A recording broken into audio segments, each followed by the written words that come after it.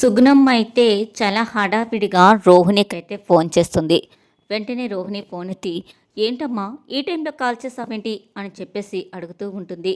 నీ కొడుకు హాస్పిటల్లో ఉన్నాడమ్మా, చింటూకి యాక్సిడెంట్ అయ్యింది, ఎవడో ఒకడు బండి మీద గుద్దేసి వెళ్ళిపోయాడు, కంటికి చాలా పెద్ద దెబ్బ తగిలింది అని చెప్పంగానే రోహిణి అయితే ఒక్కసారిగా షాక్ అయిపోతూ ఉంటుంది. ఇక తన తల్లి మనసు వెలవెల్లాడిపోతూ ఉంటుంది.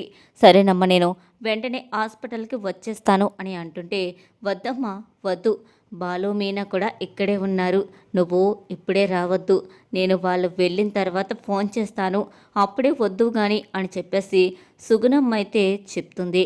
ఇక బాలు మీనా బయటకు వెళ్ళిపోయారనుకుని వెంటనే రోహిణికి ఫోన్ చేస్తుంది. కానీ వాళ్ళైతే హాస్పిటల్లోనే ఉంటారు. బాలు మీనా బయటకు వస్తూ ఉంటుంటే రోహిణి అయితే లోపలికి వెళ్ళబోతూ ఉంటుంది.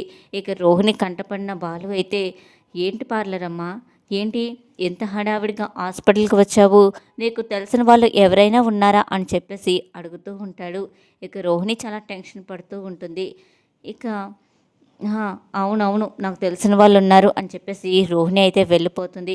అప్పుడే బాలు అయితే, ఏంటో ఈ పార్లర్ అమ్మని చూస్తుంటే నాకేదో అనుమానంగా ఉంది, ఈ చింటూకి ఈ పార్లర్ అమ్మకి ఏదో సంబంధం ఉన్నట్టుంది, మరి చింటూకి దెబ్బ తగిలినప్పుడే పార్లర్ అమ్మ రావడం ఏంటి, ఇదివరకు కూడా పార్లర్ అమ్మ అలాగే చేసింది, అది ఏంటో మనం ఖచ్చితంగా తెలుసుకోవాలి, చింటూకి పార్లర్ అమ్మకి మధ్యన ఏదో ఒక సంబంధం ఉండే ఉంటుంది అని చెప్పేసి బాలు అయితే అంటూ ఉంటాడు.